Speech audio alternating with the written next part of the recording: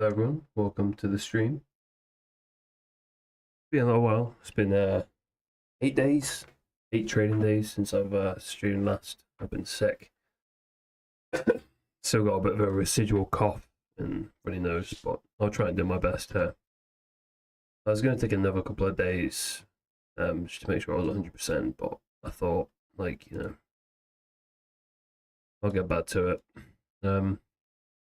I've done a little bit of analysis here already a little while ago, maybe about an hour ago or so. But yeah, so my current draw is higher. There's a high here inside of a 4-hour gap that's unfilled. So I'd like this to be tapped. And obviously we have more major buy-side liquidity here, as well as an unfilled daily FVG. So I am bullish. I would like to see a retracement, preferably down to this discount M15 FVG. I don't know if we'll get it or not. We've got multiple great setups on the higher time frame. So we've got a 4-hour IFVG here. We've got an H1 IFVG right here, and also an M15. So right here. So yeah, this is you could have taken this M15, to be honest, after the 4-hour IFVG. Yeah, obviously there's an M5 one here as well. This is pretty perfect. Really good closure on this one. You wouldn't have even got stopped out break even here, but obviously pre-market. I don't trade pre-market. You guys let me know if the mic's all right. By the way, I had to readjust the volume. Hello, MCAM. Good to see you in here.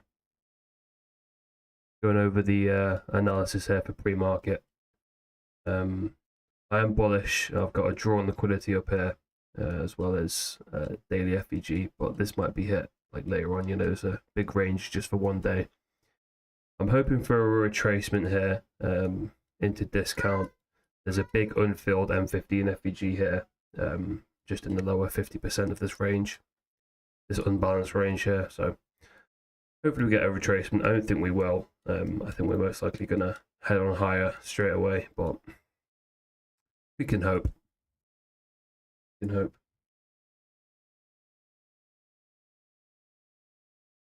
Okay. I'm just going to finish marking out like my sell side levels.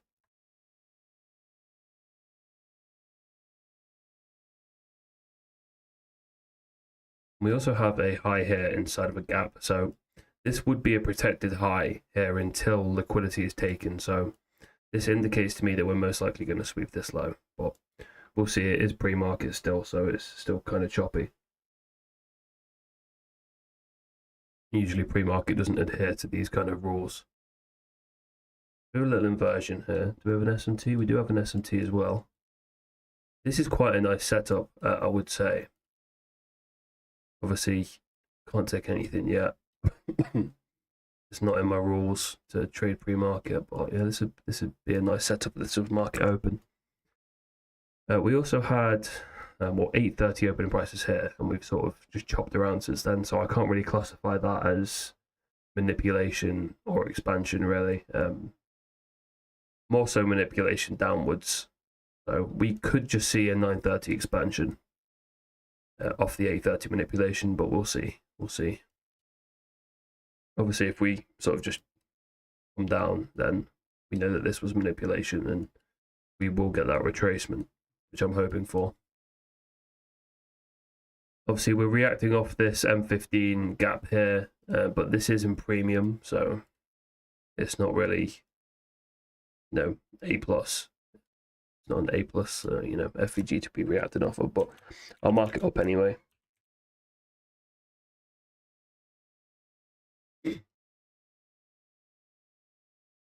Yeah, I took a great trade yesterday. I'll go over it quickly since we've got 5 minutes until market open, if you're interested. So this was the trade yesterday. We had a higher time frame FVG. I think it's an M5 FVG right here, sort of just below this low.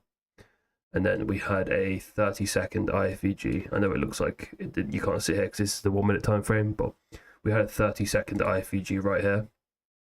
My entry was pretty much here. Stop loss was here. and my target was the top of a H1 FVG. Was about here, I think. But our runner got stopped in profit here, but we did manage to take one take profit here at London highs. So great trade that was. First take profit was a 4R, and then our second one got stopped out right here, so it would have been a 1 to 3R. So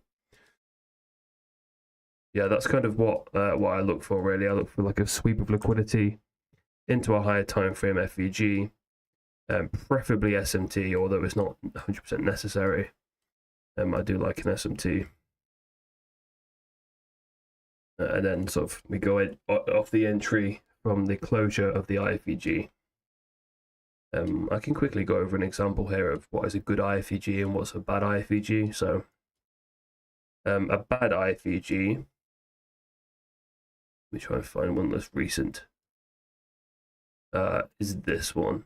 This one is a bad IFVG because if you look at the closure in this candle,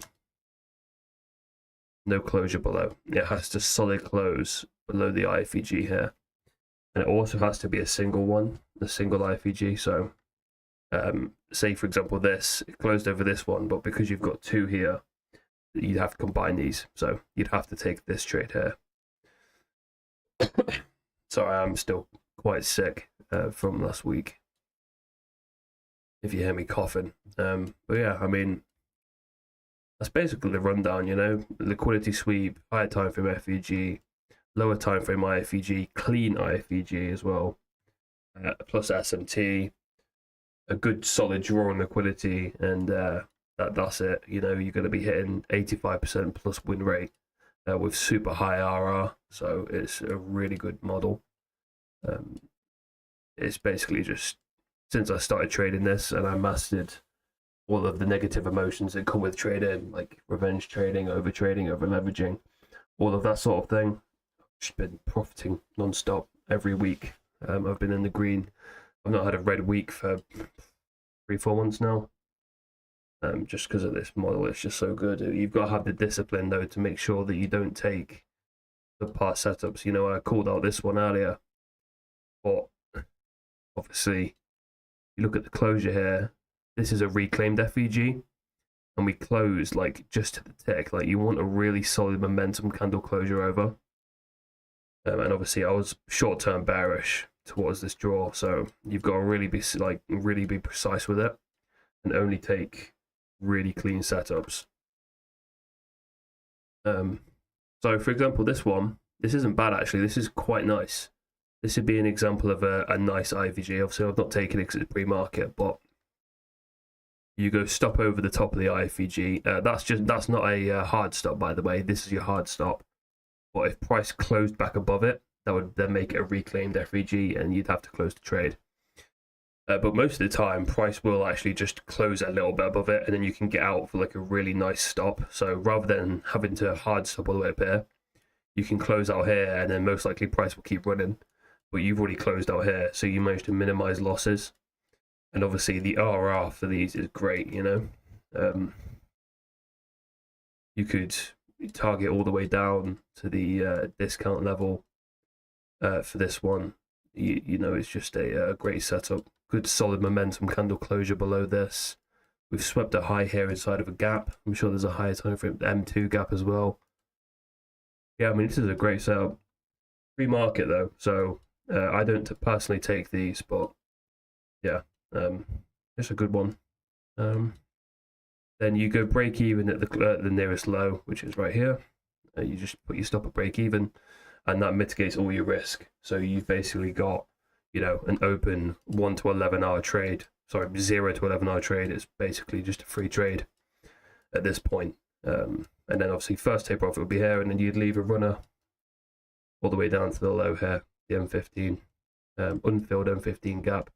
You also have a new week opening gap here as well. So price likes to revisit these. So I mean, yeah, this would have been great, honestly.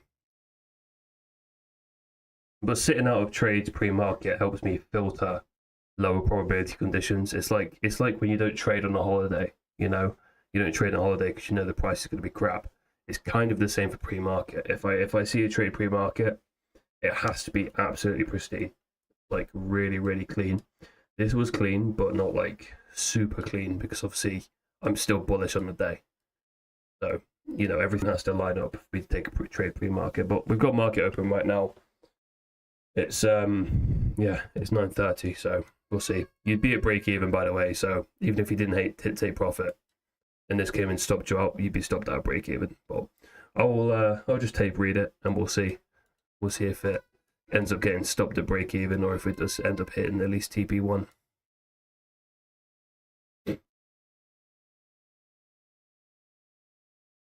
Okay, so that would be TP1. So good tape read, honestly, really good tape read. So I'll actually be looking to take a live trade off of this discount here, and then tap into this M15 gap, because, like I say, I am bullish. So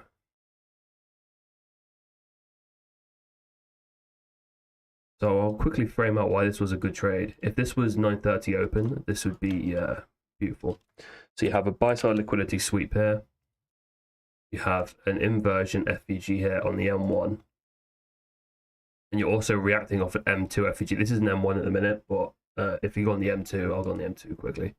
You can see that we are reacting off this M2 FVG here. So high inside of an FVG is primed.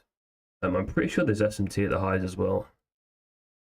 Okay, this isn't a valid SMT anymore, but is there? No, there's no SMT. So it's not like you know, absolutely bang on pristine, which is what I like for a trade pre-market, but this is still good. It's still an A+ setup. It's just not S tier. There's no trade here for me. There's no buy here for me. I want this discount range. So that's what I'm going to be waiting for still. Now we could just, you know, come straight up. You know, we have retraced into an M50 and FVG. Well, yeah, we'll see. This is the 30 seconds, sorry. Let's be on the 1 minute.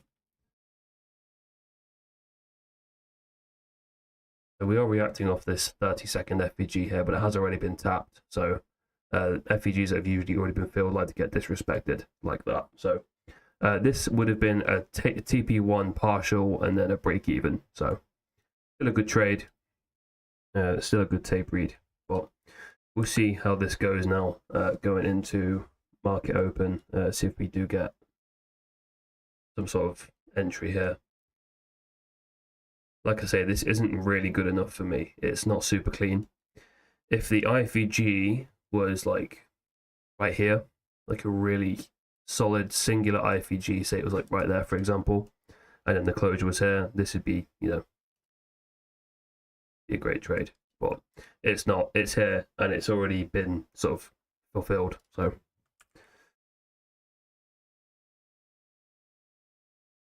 we'll just hang on and wait here. This is why my strategy, it takes a lot of patience, and you know, you're always gonna, what's gonna get a new trader with this strategy is missing setups that they might think is okay. Now, you don't have to take every setup. There's always going to be more. That's like, you know, I sit here and I'll wait until like 11 a.m. and then I'll get a trade at 11 a.m. Like, there's always going to be something else. There's always something cleaner. Like, I always, when I see a trade like this, I don't get FOMO at all, because I just think back to the trades I've taken in the past, and I've just thought about how clean they were versus how clean this one is, and this one is nowhere near as clean as they were. And I know that this one, although it's still valid,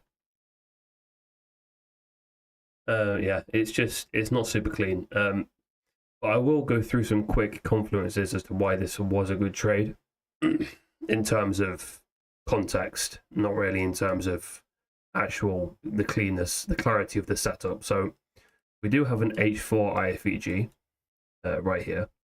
Obviously, the discount I wanted here is right here. This is the discount level that I wanted. We do have a H1 IFVG as well as an M15. So all of these setups on the higher time frame right here, IFVG, all of these setups here on the higher time frame are good. If you traded the H4 or the H1 or the M15, they would all equally be as good setups. And then my bread and butter is to take a lower time frame setup off a higher time frame setup. That's how I stack probabilities in my favor. So my favorite is when we get an M15. So say for example, this came down here at discount, and then we get an M15 inversion right here.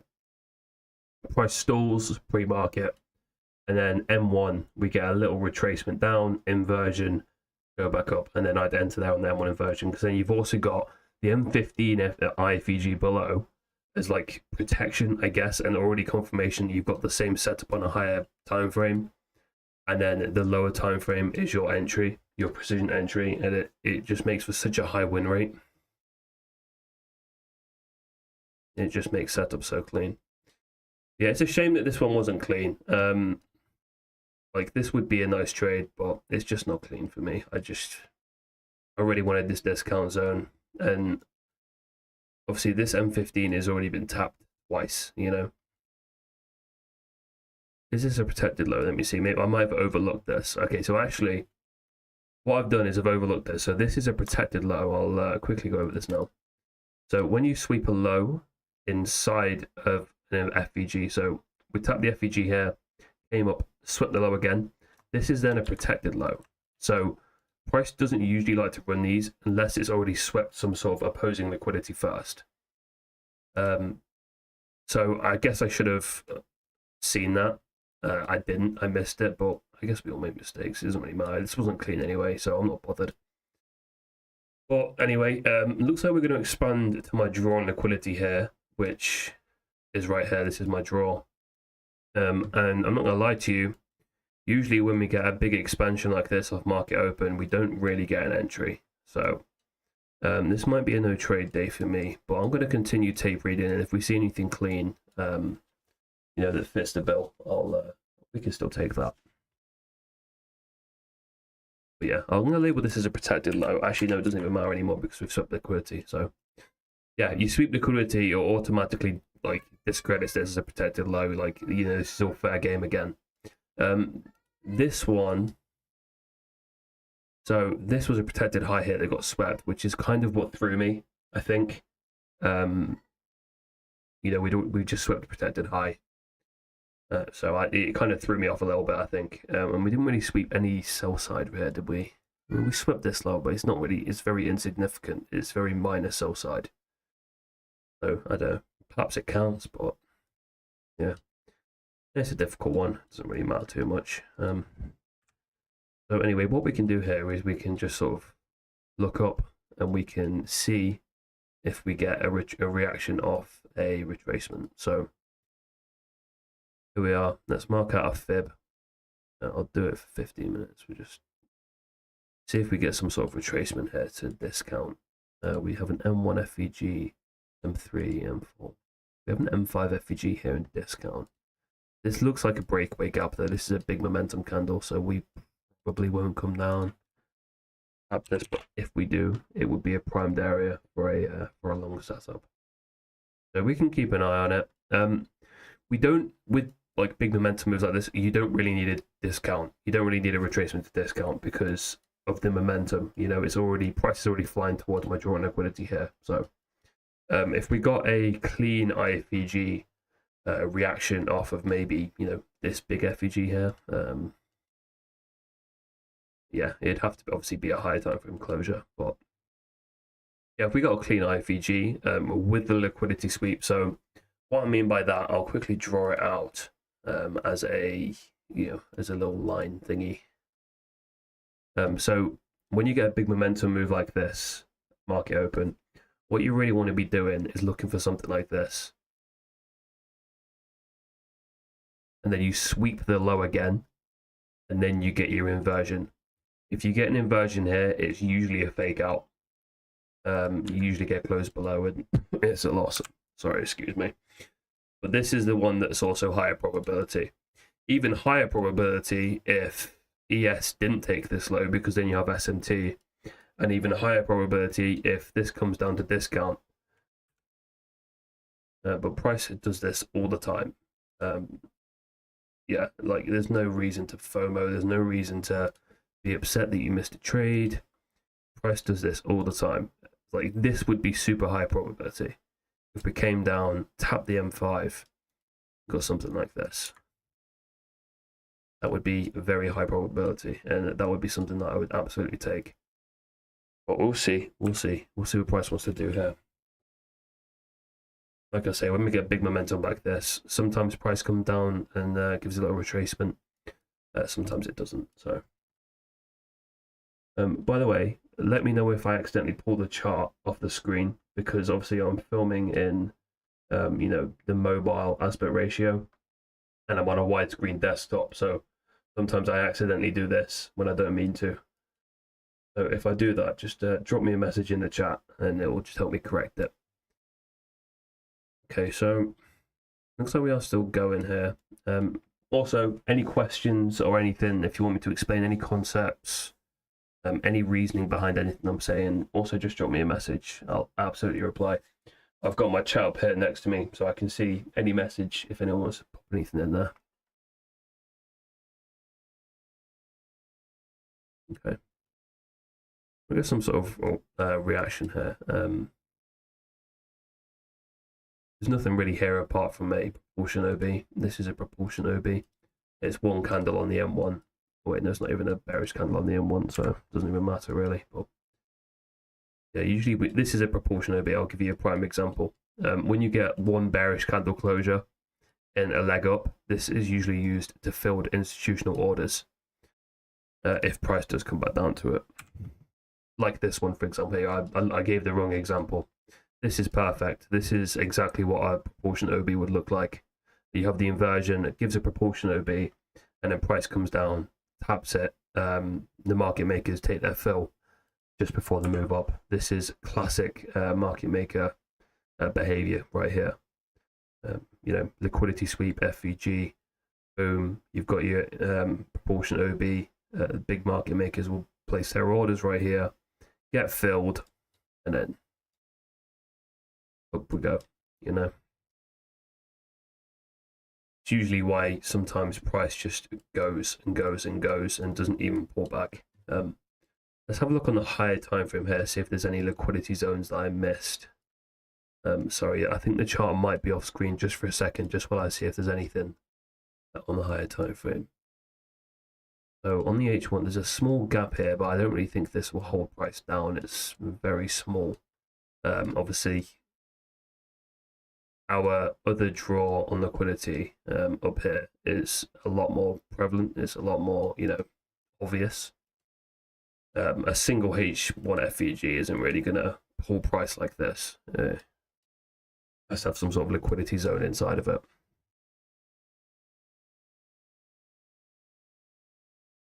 So, like I said, obviously we have no IFVG here, but we've swept a low. So if we did have an IFVG here, this would be fine. It wouldn't be an A plus because we haven't retraced a discount, and we don't have SMT. ES is like down here though, so I guess ES is retraced a discount. Actually, ES is actually given an IFVG. I'll quickly show you actually. Let me just switch to ES so you can see. This is ES's chart. If you're watching, we have an FVG here. So maybe ES closes this out, but I don't really trade ES. So I've not done any analysis on ES, so I couldn't pinpoint a draw really. I guess this is the most obvious one. To me, it looks like there is actually SMT at the highs. Let me go back to NQ. Yeah, there is. There's SMT at the highs here. ES hasn't actually taken this high. So we might get some sort of six sister setup on the ES, or NQ might stall while ES catches up, which isn't necessarily a bad thing because sometimes it can give us a setup. So we'll just sit here and wait.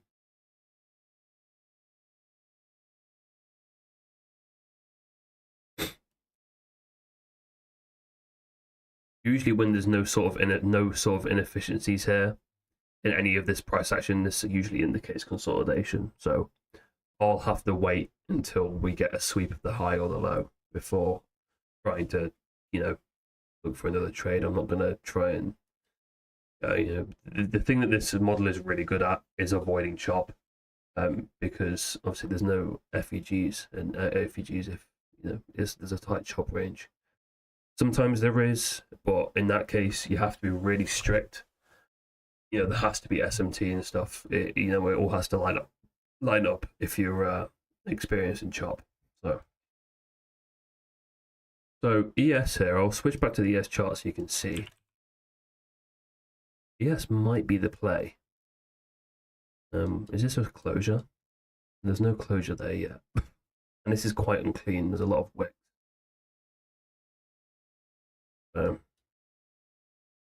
Nothing quite yet. Yeah, see, like when we get stuff like this, it kind of automatically discounts it because I'm going to want to see a big momentum candle and then the risk to reward isn't really there. So just head back to NQ and we can just be patient on NQ. There's no point in trying to take a trade on ES when it's not looking that great anyway.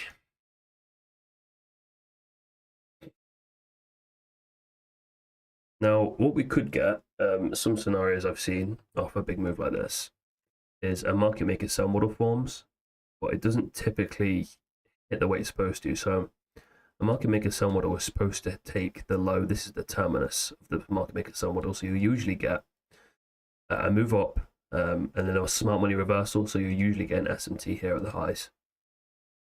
Either NQ or ES will take this high.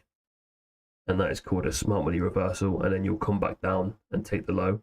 But when you have a big move up like market open here, it usually fails. So if you get a market maker sell model or what looks like a smart money reversal here, it's usually just a retracement to discount or a lower unfilled FEG.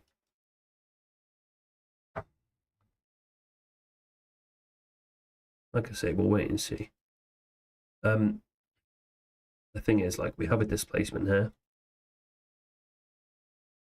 And I guess it's valid. So we'll just have to wait and see to see if it gets a solid closure.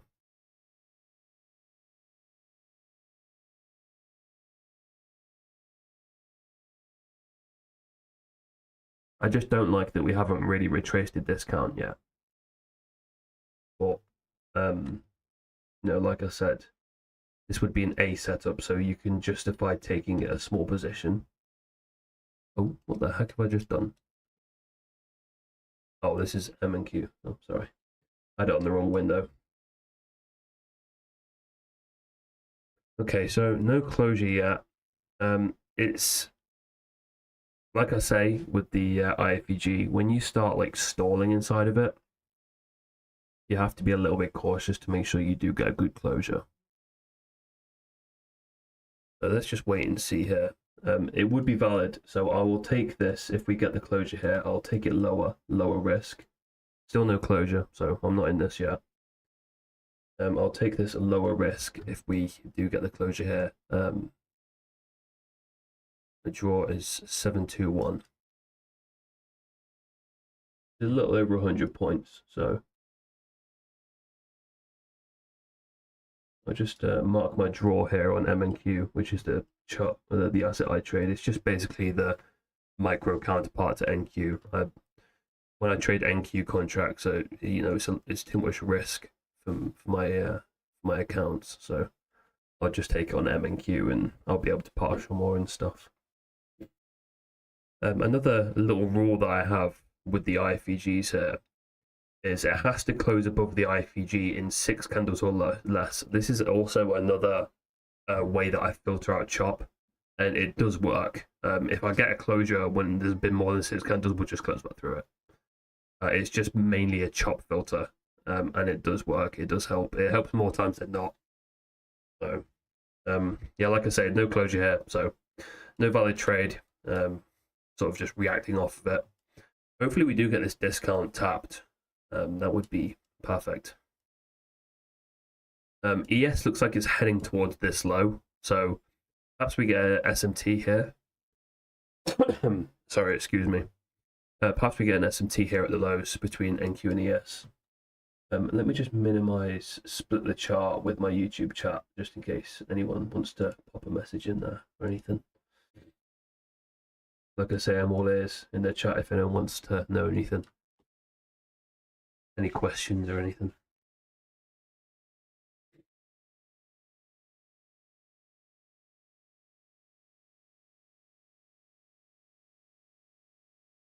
Now, again, IFEG here, but we've just rejected this one. So if this closed, I wouldn't take this just because we rejected this one. What I'd want to see here, if we close above this one, is also a close above this one. The one that's just rejected price, I want to see it disrespected so that we can target higher. If we've just respected this, what's to say we're going to disrespect this? So this looks quite good, actually. We did get a closure right there, but then we got like some sort of candle closure below it. So I don't really, it's strange. Doesn't normally happen. We'll just wait and see. We'll wait and see what this candle does. If we get another solid closure over it, then perhaps we can take it. M1, there's nothing really on the M1. Right, if we get a solid closure here, I'm going to take this lower risk if I can get in. What prop firm? Nothing yet. No solid closure. Sort of a doji indecision candle. Let's just wait a sec. If we get it or not.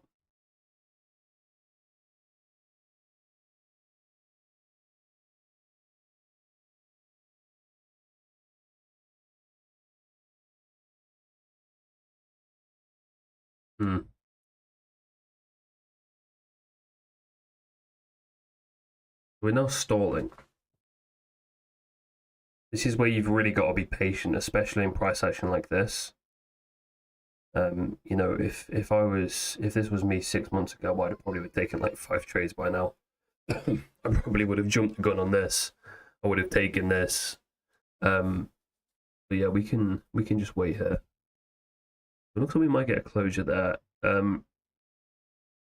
It's a nice closure, but we have just taken the intermediate term high, which is right here. So it's invalid for my model, unfortunately. I've got to set out this one as well, and price action isn't really that clean, so I'm not too fussed about it.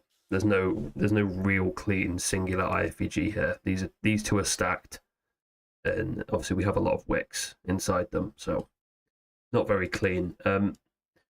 Just quickly, I'll show you what I mean by clean, just so you can really see what I'm talking about here. I've got the chart open on my other monitor, so if anything interesting happens, I'll quickly go back on it for you guys. But for my 2 viewers that are still watching, I will show you the trade I took yesterday so you can see what I mean by clean. By clean, this is what I mean by clean. It's one singular IFEG off a liquidity sweep, and it tapped into an M5 FEG. This is what I call clean. An easy trade with no BS in it. I targeted higher, but this is what I mean by clean. So yeah, I'm not just dodging trades here. You can see what I mean. It technically fits the bill, but it's not clean. So no trade there. Let me just quickly go back over to recent price, and you'll see why I didn't take it. Look at that.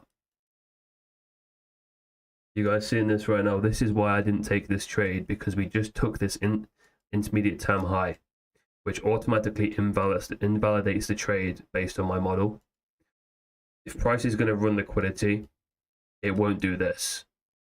This is setting us up for a retracement or a potential reversal. ES has just taken this low, so I think what we might get is a retracement here now with NQ.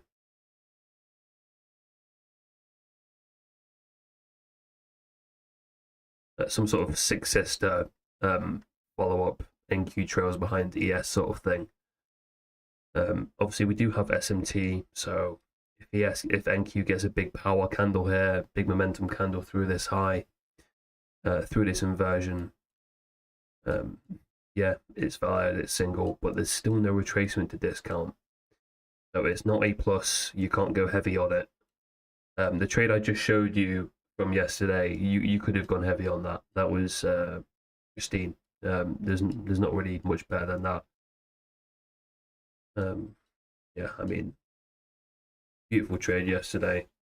I wish I'd live streamed it. I just wasn't really feeling 100% up to it, to be honest.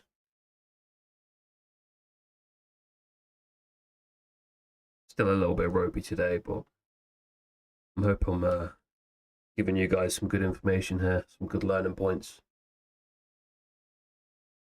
So we do need this to do in 6 candles or less. So we start from the candle after the FEG formed. So obviously this is where the FEG formed after this candle. So you go 1, 2, 3, 4, 5, 6. So you need this to close in 6 candles or less. Otherwise, it's not a good setup.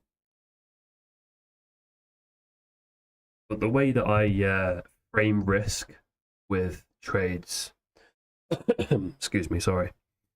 The way that I frame risk with trades is, if it's an A setup, in this case, this would be like a B plus 2A, because obviously there's no retracement to discount, but there is an SMT. So it's a valid B plus to A setup. I'd go low risk here if I was going to take this, because we do have a solid draw on liquidity. But then negative factors, which like bump this down to a B plus sort of range, is the chop pre-hand. See the no discount, retracement, and there's a lot of unfilled FEGs below. So you have an M5, there's an M4, there's an M3, there's a lot of there's one M2. Sorry, no, there's 2 M2s, 1, 2, and on the M1 you only have the one here. But yeah, that's what sort of makes this a B plus kind of setup. Something you don't want to take full heavy risk on, but the RR is decent. So if you did get the closure here, it'd still be a good RR trade. You know, your win rate is decreased taking any trade that's less than an A, but that would still be a 4.5 R. So it's still worth taking if we got it less than 6 candles, like I said. There is an M1, so this M1 is cleaner than the 30-second. Like I said, we do have chop here, so if I was going to take this, I'd probably just go in with 1 micro and just hold for the draw, just because it's not super clean. And I will also give you guys a little tip here when you're drawing out FVGs. You always want to include the volume imbalance. You see this little gap here in between the 2 candles. Price likes to be sneaky and react off of those when you least expect it. So the best practice that you can do is combine them with the FVG, something like this. And then you can use this area here as your new consequent encroachment, which is the 50% point of your FVG. So if we're going to take this M1 FVG, this IFVG, sorry, we need a closure above this volume imbalance too, because there's way too many times in my early days of taking this this model where we have reacted off a volume imbalance, which is higher, which has resulted in a loss. So yeah, we need the volume imbalance closure here. And if we do get that right now, then I'll take this trade. ES is actually given a very nice long setup here, which we could have taken, but obviously we don't trade ES. So the 1 minute has a 37-second timer here, so we'll see if in 30 seconds now we can get this closure. But remember what I said about the volume imbalance. You see how we're already reacting off it. We might close above it, but we did react off it there briefly, even though we closed above the gap. So that's why you always want to be looking for a closure above it. If I took this without looking at the IFEG, let's see if it would have been a loss, and if what I just said plays out in real time. We've got the closure there, you can see it. Do we get the closure here? We do get the closure, so I'm going to enter there just with 1 micro, just because of the chop. I'm going to keep the risk low, and I'm going to hold until the draw. I'm going to go break even at the high. This is going to be my break even point right here. And we're going to hold, because I've only got 1 micro, so I can't even partial. And like I say, if we get a closure below this, or if we get another inversion FEG against us form, we close. This isn't very clean, so that's why I've only got 1 micro, basically no risk whatsoever. Like, I'm down $20 right now, you know, it's nothing. I made $400 trading yesterday, so it's where you can like scale risk between how good this setup is. And this one for me is valid, but it's not super clean. So no heavy risk here. But we did close above the volume imbalance, so that's why I would take this. If this trade does go above our break-even point, which is right here, I think it might most likely just come and stop us at break-even. But we'll see. We'll see. We'll wait and see. We'll be patient. We'll manage this trade accordingly. I see there's still 2 people in here, so I appreciate you guys staying in there and watching. I hope you're learning something. I've entered this trade low risk, just 1 micro, just because the RR is there, but the trade isn't super clean. So, yeah, so there's break even. So what I'll do now is we'll wait for the closure. You always have to wait for 1 candle closure. So we've got 11 seconds here on the M1. I'll wait here for 3 more seconds, and then I'll move my stop to break even. So right now my stop is at break even. This is a risk-free trade. My take profit is here, this high inside the H4 FEG, which is my draw on liquidity. I said that I think this trade might come back and stop me at break even just because of how choppy we've been. But we'll wait and see. The RR was definitely there. So if anyone took this trade with me, drop a chat. I'm curious. Or if anyone like entered down here or took a retracement here or something, let me know. Let me know. You can see the sorry, let me just check my OBS here. You can see it. You can see the trade. So this is a risk-free trade right now. I'm at break even. It either hits profit or it stops me at break even, or it hits my draw. So 122 points here is my draw, and with 1 micro, that's decent. I think it's $2 per point, so I'd be looking at about $240 in profit just off the 1 micro here, holding to the draw, if we get it, obviously. But that was opposed to if we close below this, it would be like minus $50. So that's where you can sort of pull in, you know, the risk versus the reward. If you get me, how much you're willing to put into the trade versus how much you're willing to lose. And realistically, this trade here, I know my stop's all the way down here, but this would have been where my hard stop would be at the low of this OB. But this is where, like, realistically, I'm going to close the trade if we do get a closure below this. So, you know, this would have been a 1 to 6R.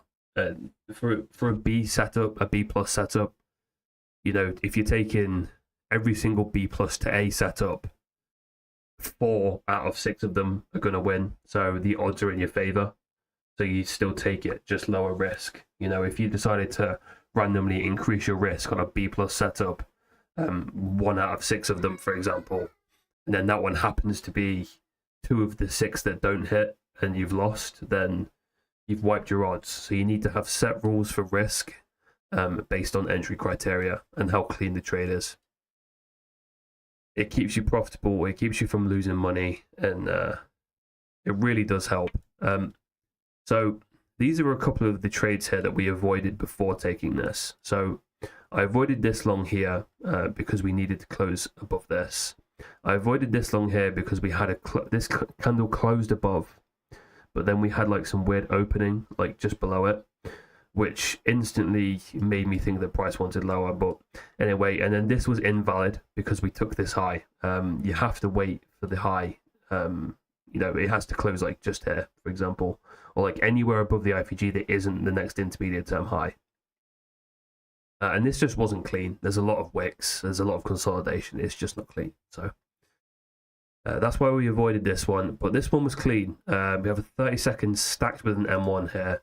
We had a closure above the M1 FEG, but obviously we have to wait for the volume imbalance too, which is why I entered on this candle and not this candle. And now what we're doing is we're holding 1 micro because it is only a B plus setup to the draw. And my draw here is a high inside of an H4 FEG. And the H4 FEG I'll show you is right here. So we have a big one here, but obviously this portion is already filled. So I've got the unfilled portion right here. And who knows, if we get some nice momentum, I might just move my take profit up to here and sort of trail my stop.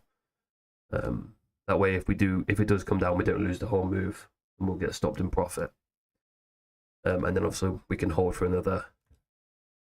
potentially another 109 points if we end up getting it. But this is my strategy. It's in between day trading and scalping. I call it precision intraday trading.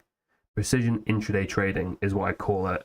It sort of crosses the border between scalping and day trading. It's in between, you know.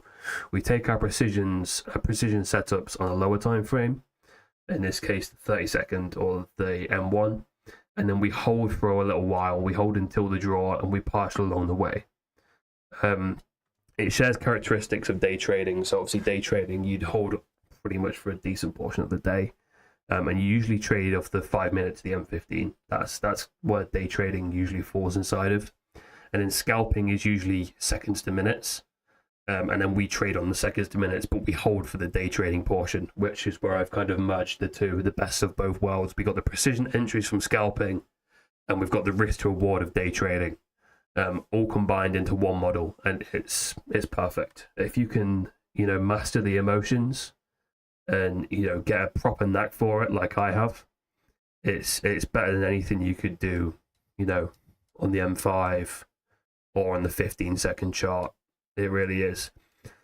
And you can see the precision of the model here. I mean, even though this setup was a B+, not even really an A, we've still expanded. So if I entered a little bit heavier, which don't do, by the way, because obviously it is only a B+, it's not that clean. I've already shown you a clean trade.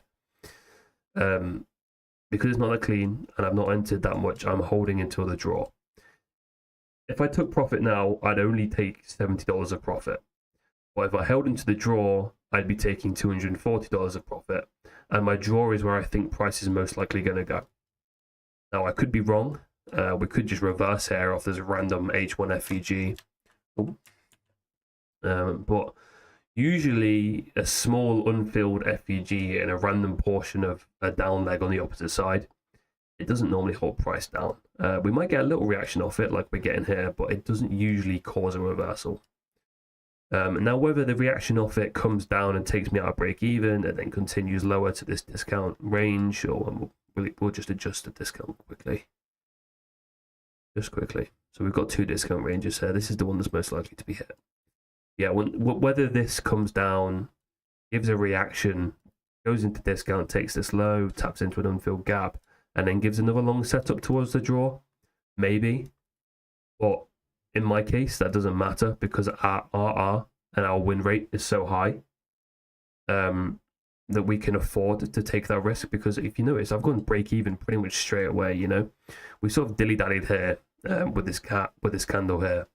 But this is a proportion OB, and if you see this wick here, so we closed above the proportion OB, and then we came down, tapped into the proportion OB. This is also called a rejection block. This wick here is a rejection block, where we dig back down into the IFEG, form a proportion OB.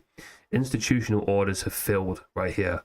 Market makers have bought. The algorithms caught some stops or buy stops. It's filled some orders based on retail.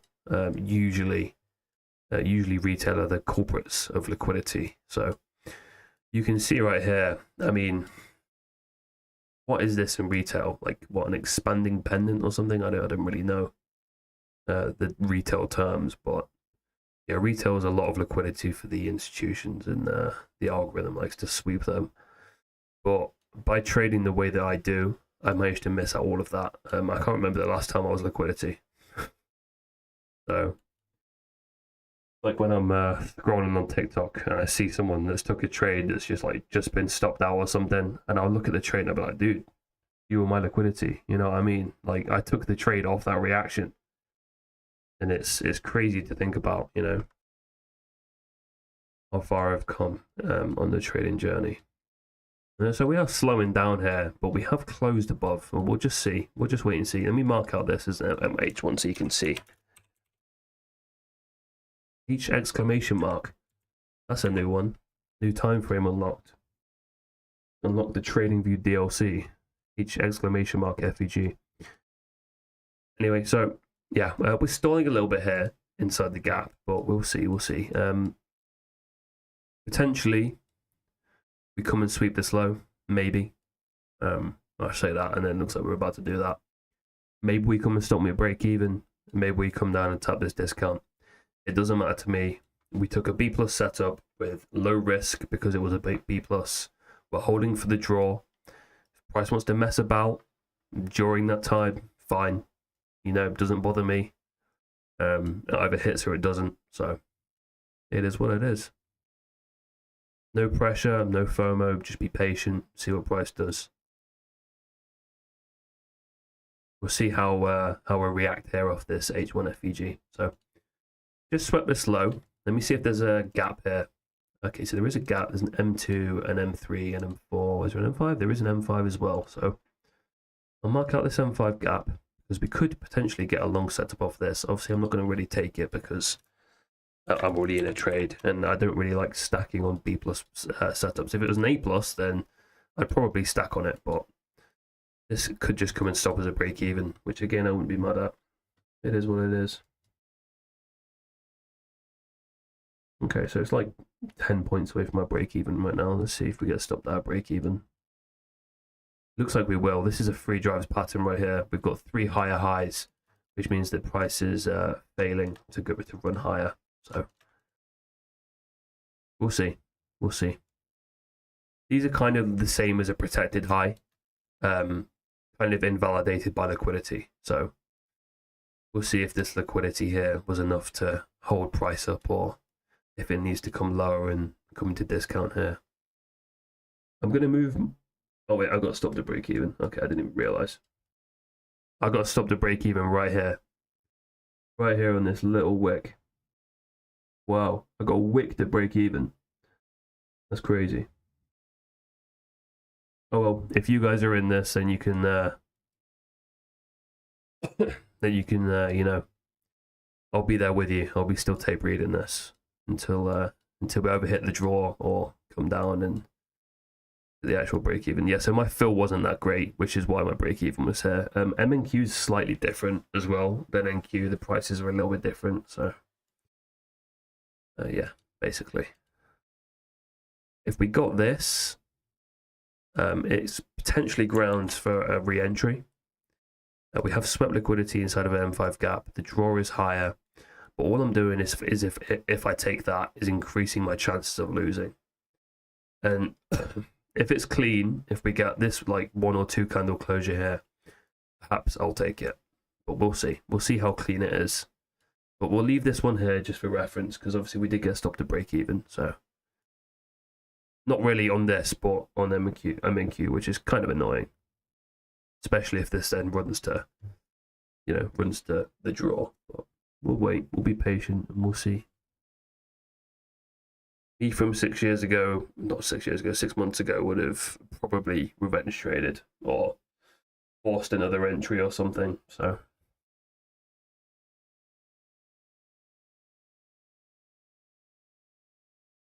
we'll just wait and see.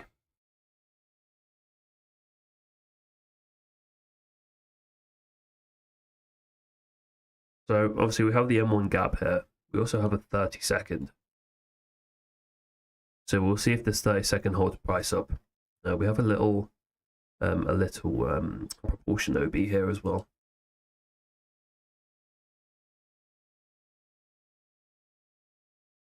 No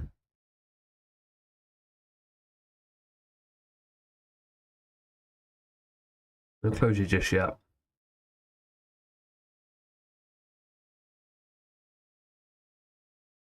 The longer it goes without a closure, the less clean it gets, and the more objectful I get to taking the re-entry.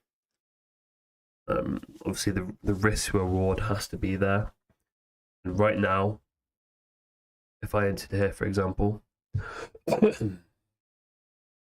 my stop's going to be here. So, is the risk reward there? Yes, 1 to 5. Hard stop at the low. It could just tank.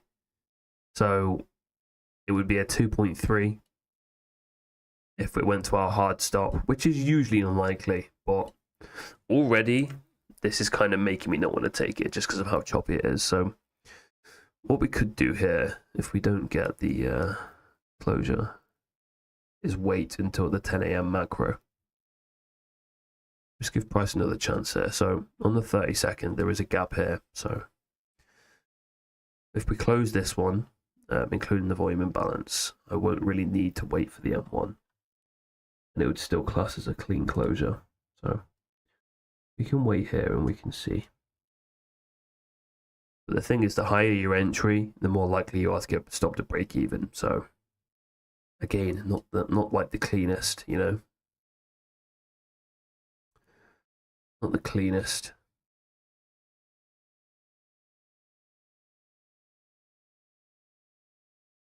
That's why you always have to be patient. Jumping the gun here would have, resulted in you having to sit through a chop, and arguably that's worse than taking a loss. I'd rather just take a quick loss than have to sit through a chop. I try not to raise my cortisol levels while I'm trading, and me staying in chop does exactly that. It's the worst thing. It really is. Why I like to take a one and done approach. Take one trade. If it goes, it goes. If it doesn't, it doesn't. But that one trade has to be absolutely pristine.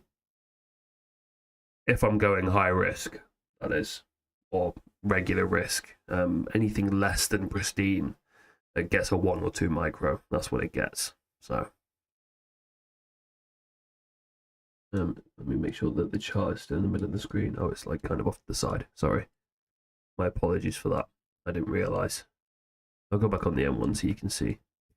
This is automatically just not making me not want to take the trade, just because of the wicks. I know we are still like technically rejecting off this M5. I just don't like the wicks, man.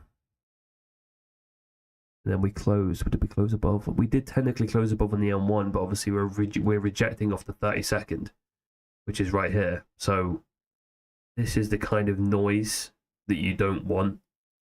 There's a fine line between a clean trade and then a kind of clean trade but with noise. And this is noise, this 30-second FVG here above the M1. And then also the wick too just shows that we are rejecting off it. So it makes me not want to take the trade, and I'm not going to add risk onto something that isn't perfect.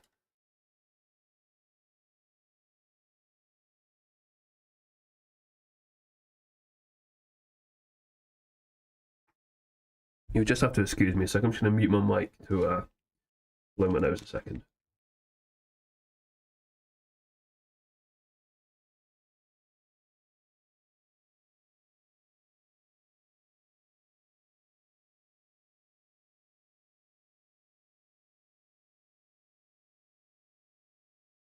Apologies for that.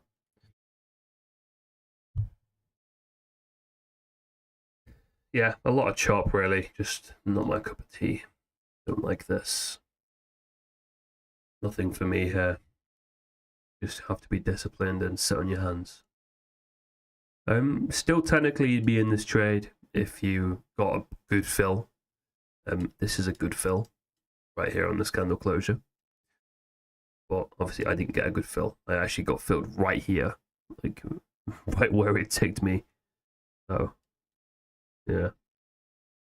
But then again, I'd just be sat in chop. So, but it would be risk-free chop. So the cortisol isn't really there, the same as chop on my entry. That's the worst, when you take an entry and there's just chop around your entry, dude. Oh my god, I hate that so much. I'd rather just get instantly stopped out than have to sit through an hour of chop on my entry. It's the worst thing. I have like conflicting demons saying close the trade, the consolidation stressful, and then I have one saying no, hold, it could hit your draw. Another one saying, oh, it's gonna just tank to your stop. But just avoid those setups, and the demons aren't there anymore.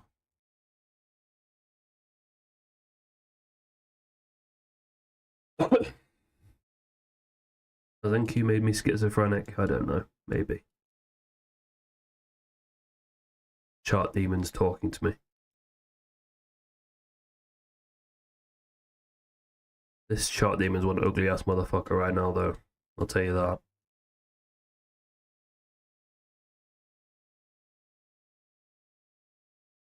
Bit of SMT. Kind of. It's like a equal highs on the S, which is technically SMT. Not very good SMT, but it's an SMT. It counts. So.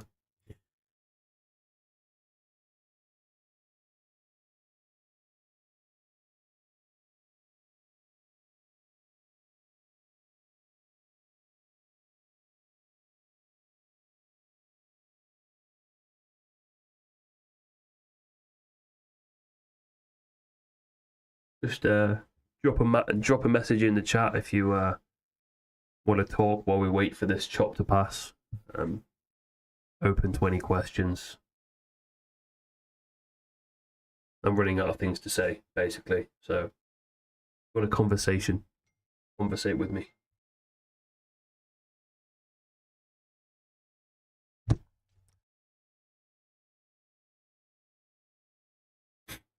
Even if you're new to ICT or anything, just shoot, you know?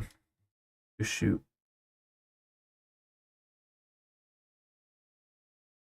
So if we got this closure here, it wouldn't be valid. No trade there because we need liquidity sweep. And there is an SMT at the highs. So yeah, so this discount here looks more and more doable, basically. Big unfilled area of an M5. Right here. Is there an M15? There is an M15. Ooh. See this now, you know, this is now what I like to see. We have a big M15 FEG here, this unfilled. If we get a retracement into that and a nice clean reaction.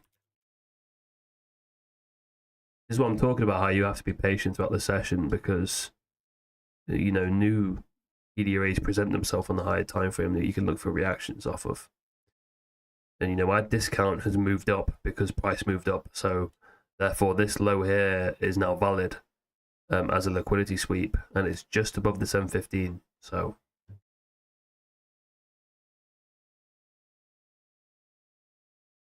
how long have I been trading? Good question.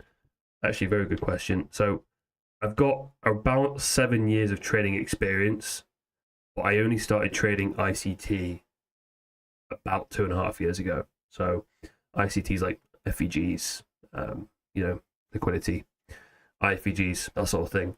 And then I've actually only started trading my own model for about a year. So I spent about 18 months learning ICT, back testing, forward testing, basically just trying to trade multiple different models with ICT. And then obviously about a year ago, I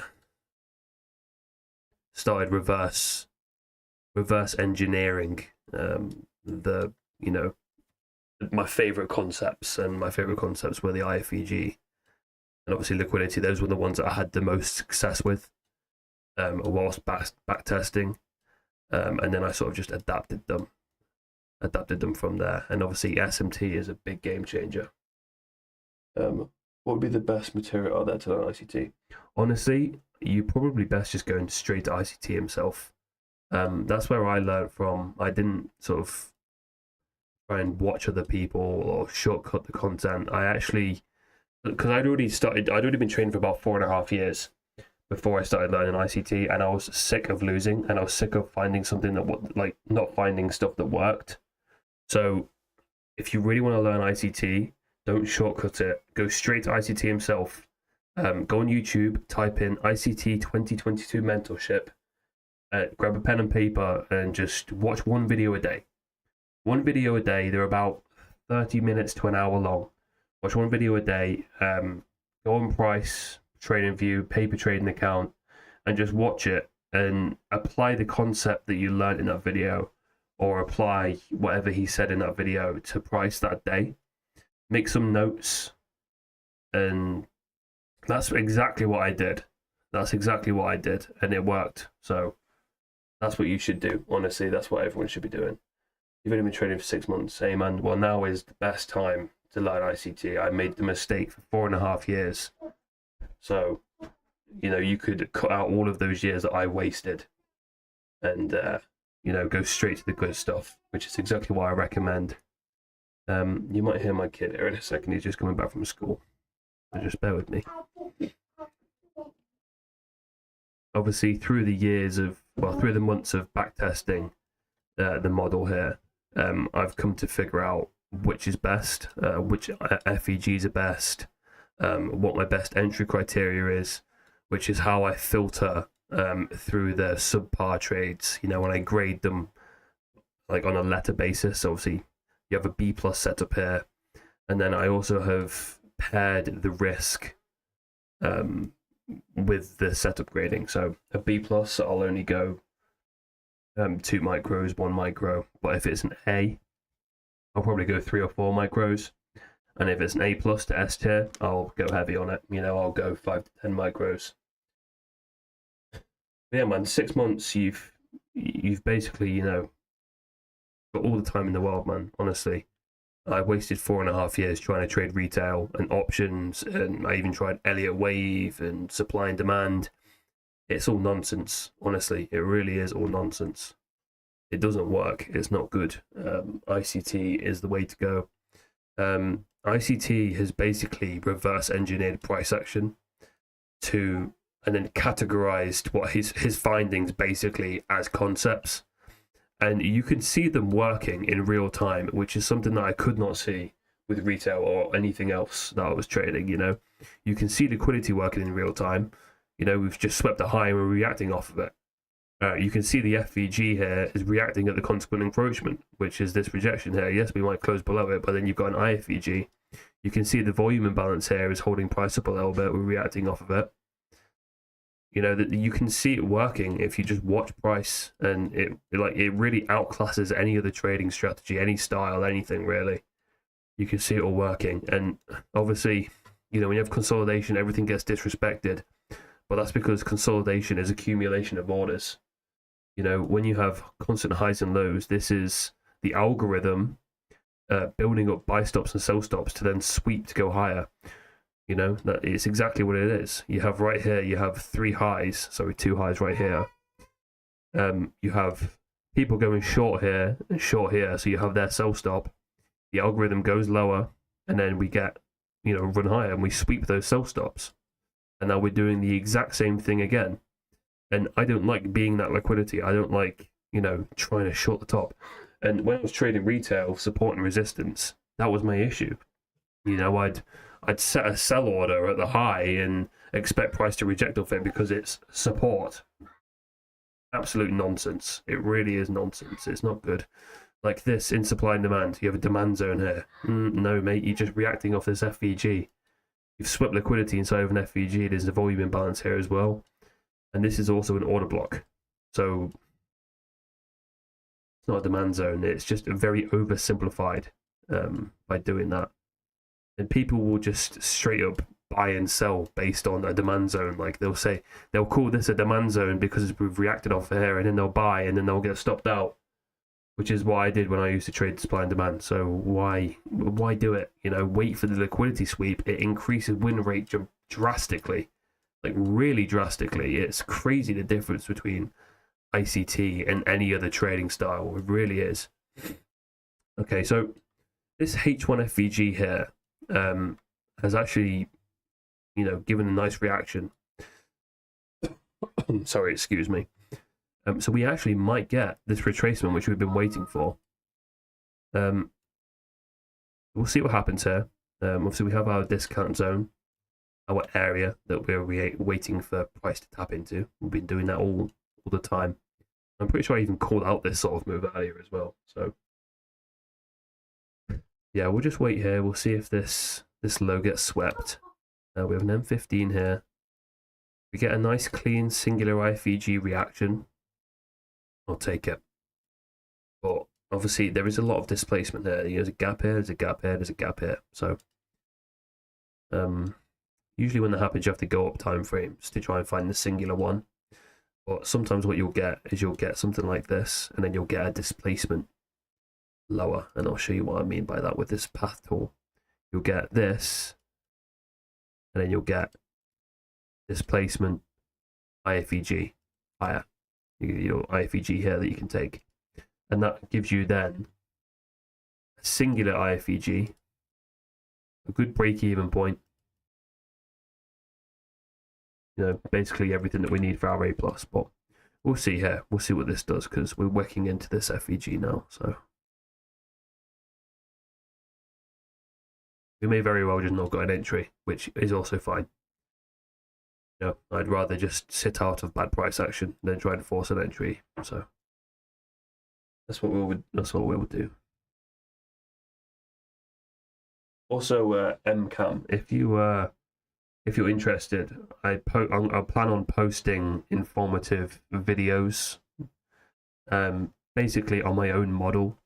I don't want to really teach ICT's stuff as it is, because obviously I'd rather you just go straight to him, or, you know, if anyone for that matter, I'd rather them just learn directly from ICT.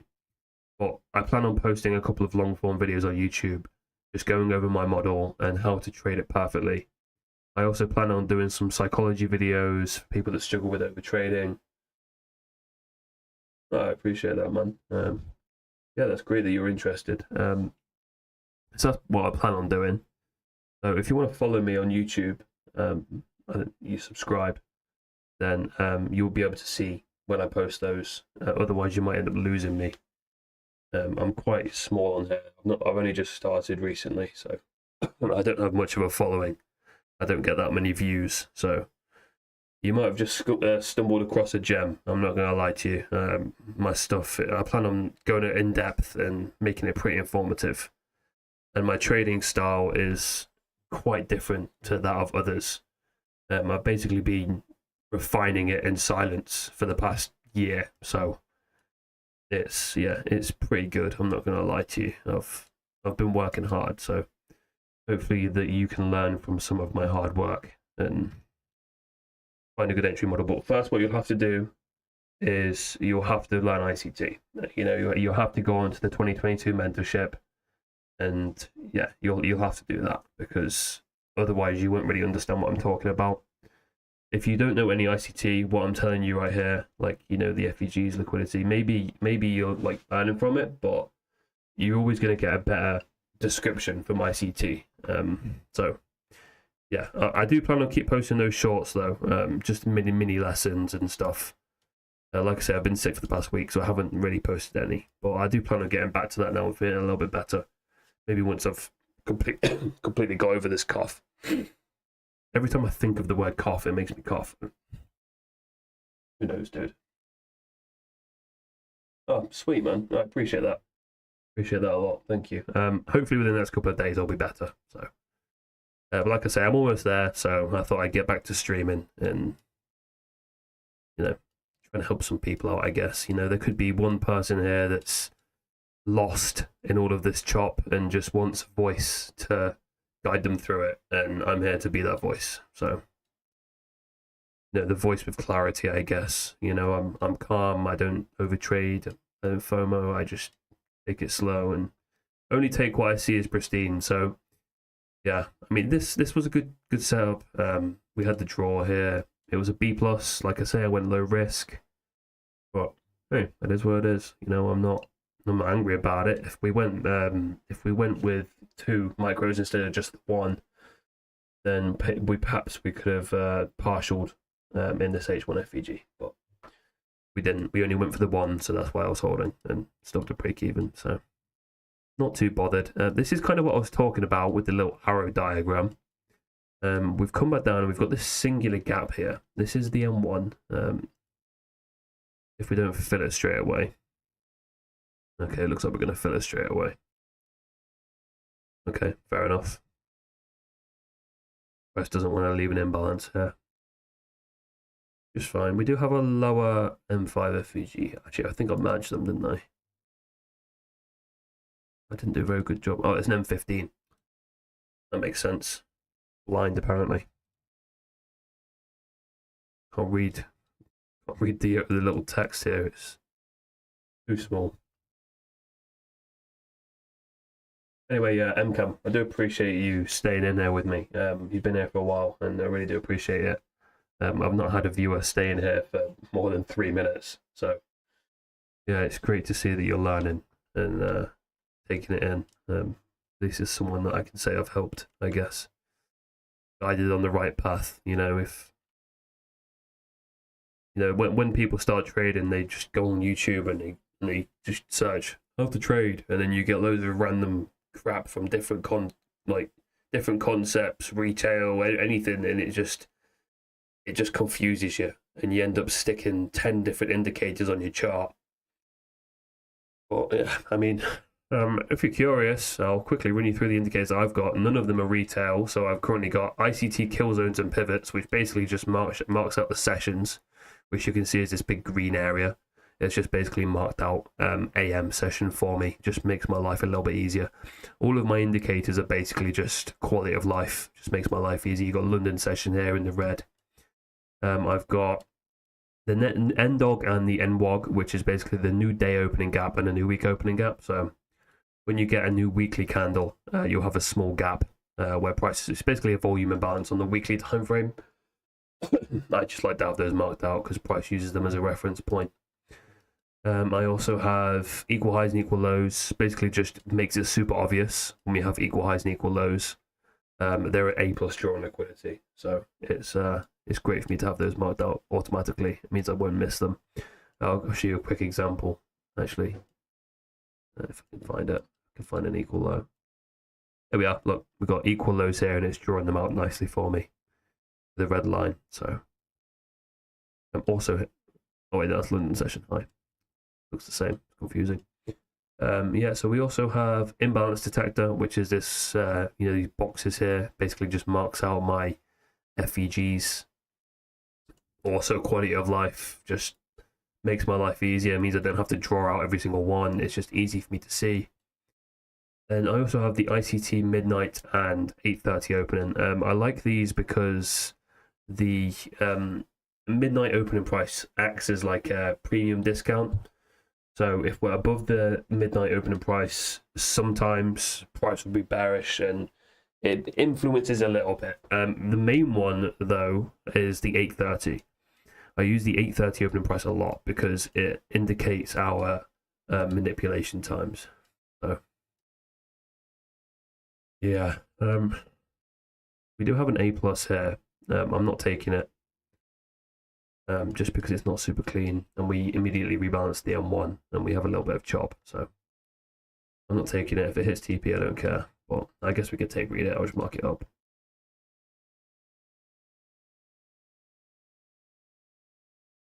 You could just do that, but like I said, I'm not taking it because it's not clean, so it has to be clean.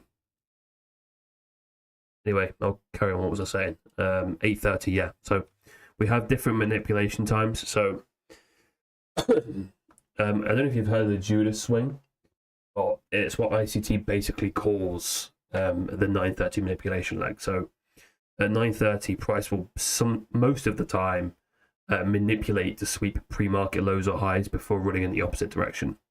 Which is, did we see this? We actually saw this right here. So this is 9:30. And we manipulated lower, tapped into this M15 FEG, and swept this low. This is a prime example, actually.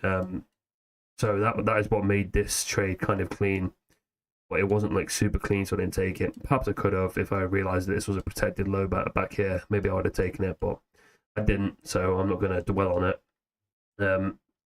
Yeah. Anyway, so that's the 9:30 open. But if we have 8:30 manipulation, that acts as the 9:30 manipulation, and then usually we get a 9:30 continuation. So that's why I like to have the 8:30 open here. It sort of just marks out nice and clearly for me. If price doesn't do this at 8:30, just chop, it's usually a manipulation. So we come down, sweep a low. Say, for example, 8:30 came down, took this low here, tapped into a 4-hour gap, and then started to rise again. We could then expect this to not have to manipulate because 8:30 already did it, and just continue higher. Yeah, By the way, this would have already been, you'd have already had to close this trade because we've just made an IFEG in the opposite direction. You would have had to close right here if you took it. So you would have took like a small loss. Like how many points is that? How many points loss would you have taken? You would have taken 1.7 points, which is like $5 if you took it 1 micro. So yeah, this is just not clean because obviously we're now chopping. So this is why I like to take such a clean trade, because if you don't, then you get stuck in this. And you know, going back to what I showed you earlier with the clean trade I took yesterday, this is, you know, this is, I don't know how to say it, it's awful basically compared to it. You know, if you compare it, it's like, this is crap compared to the cleanness of yesterday. So why would I take anything less, you know? Like, it's when you have an A+, but it looks bad. You had the immediate rebalance too, and price then chopped, and not my cup of tea. I just don't like it. Yes, it's valid because it still ended up going higher, but if you're going to get chopped like this, it usually means that you're going to get some kind of invalidator, either a close back below this, maybe a wick, maybe stopped out by a wick, maybe a close, like another IFEG in the other direction or something. Usually when you get sort of a bad setup like this, or an unclean trade, that's usually what you get. Even if in the long run it then runs to TP, and that's usually what you get. So I'm going to stay on for a little bit longer here, I think. Actually, I don't know, because price hasn't really been that great. You know, we were expecting a retracement down to this zone. We got it, but then price gave a subpar setup off it. So yeah, I think that might be my cue to get off here. I don't really think there's going to be anything else for me.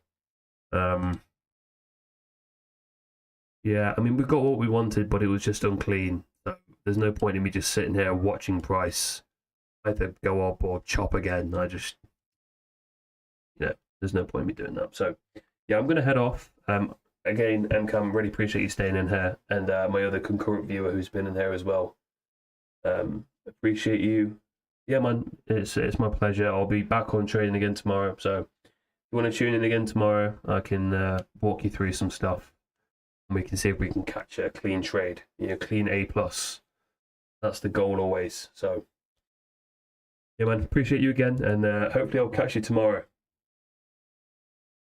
Great, man. Speak to you soon. Yeah.